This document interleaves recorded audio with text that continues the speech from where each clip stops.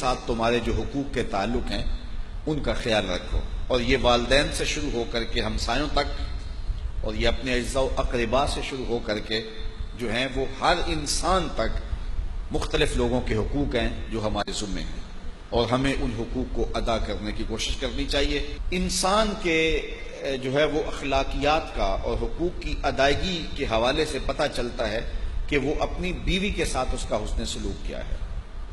اولاد کے حقوق بھی سارے پورا کرتے ہیں، مشکل کاٹ کر کے اولاد کے حقوق ماں باپ پورا کرتے ہیں۔ اس طرح جو ہے وہ اولاد ماں باپ کے حقوق پورا کرنے کے لیے بھی سرگرم ہوتی ہے، چند جو ہے وہ لوگوں کے علاوہ۔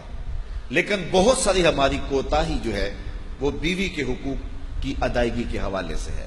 میرے اور آپ کے آقا و مولا نے ارشاد فرمایا، تم میں سے بہتر وہ ہے جو اپنی بیوی کے ساتھ بہتر ہے، اور میں تم میں سب سے زیادہ اپنی بیوی کے ساتھ بہتر ہوں۔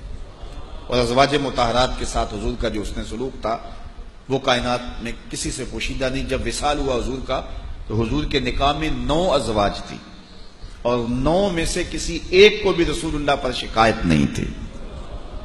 اور دوسری جانب بیویوں کا شوہر کے ساتھ رویہ، یہ بھی ایک بہت اہم موضوع ہے اور بڑا حساس موضوع ہے۔ حضور علیہ الصلوۃ والسلام کی ازواج مطہرات کی زندگیاں ملاحظہ کی جا سکتی ہیں، اور پھر ان کا حضور علیہ الصلوۃ والسلام کے ساتھ جو رویہ تھا وہ کتنا دل آویز اور کتنا خوبصورت تھا۔ گھر میں رہتے ہوئے شکر رنجی کا ہو جانا یہ کوئی بڑی بات نہیں ہے، لیکن اس میں اگر کوئی ایسا معاملہ ہو جائے تو بیوی کا رویہ شوہر کے ساتھ کتنا دل آویز ہونا چاہیے۔ صرف ایک روایت سن لیجئے جو ام المومنین سیدہ عائشہ رضی اللہ تعالی عنہا سے مروی ہے۔ حضور نے فرمایا، عائشہ جب تم مجھ سے راضی ہوتی ہو تو تب بھی مجھے پتا ہوتا ہے، اور جب تم مجھ سے ناراض ہوتی ہو تو تب بھی مجھے خبر ہوتی ہے۔ تو عرض کی، یا رسول اللہ صلی اللہ علیہ وسلم وہ کیسے؟ فرمایا، جب معاملے رضا والے ہوتے ہیں تو باتوں میں بات چلتی ہے اور قسم کی نوبت آتی ہے تو تم کہتی ہو لا ورب محمد، مجھے محمد کے رب کی قسم صلی اللہ علیہ وسلم۔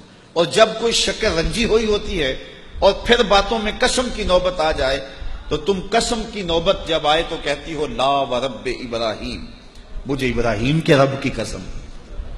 تو اس وقت مجھے پتا ہوتا ہے کہ اب طبیعت میں کوئی ملال ہے۔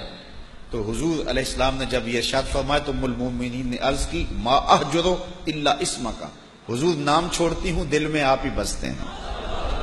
اب مجھے بتائیے یہ کتنی حساسیت ہے کہ جب حضرت عائشہ رضی اللہ تعالیٰ عنہ کا حضور سے کوئی ایسا معاملہ ہو جاتا ہے تو اس ناراضگی کی خبر پورے محلے کو نہیں ہوتی، اس ناراضگی کی خبر جو ہے وہ پورے سسرال والوں کو، میکے والوں کو نہیں ہوتی، ہمسایوں کے ساتھ باتیں نہیں ہوتی کہ آج کل ہماری تلخی چل رہی ہے، بلکہ اتنا باریک پیرایا ہے ناراضگی کے اظہار کا کہ بس جب قسم کی نوبت آئے تو لا ورب محمد کی جگہ لا ورب ابراہیم کہا جاتا ہے۔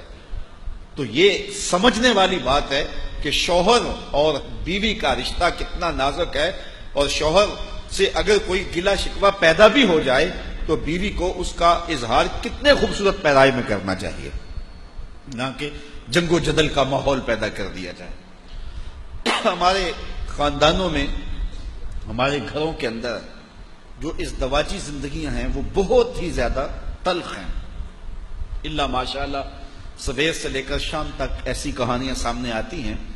یہ شکوہ ہوتا ہے بہو کو کہ مجھے ساس اچھی نہیں ملی، اور یہ شکوہ ہوتا ہے نندوں کو کہ ہمیں بھابھی اچھی نہیں ملی۔ میں نے اس کو مان لیا، میں تسلیم کر لیا۔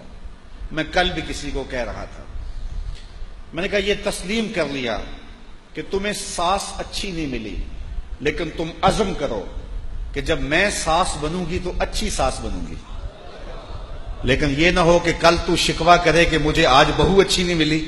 جو شکوہ آج تیری ساس کو تیرے ساتھ ہے اور جو تو کہہ رہی ہے، تو ایسا نہ ہو اس انداز سے یہ ایک ایک ادا نوٹ کرتی جا کہ ساس میں کیا کیا کوتاہی ہوتی ہے جس سے بہو اذیت میں ہوتی ہے، یہ نوٹ کرتی رہے۔ کل تو نے بھی ساس بننا ہے تو اچھی ساس بن کے دکھانا۔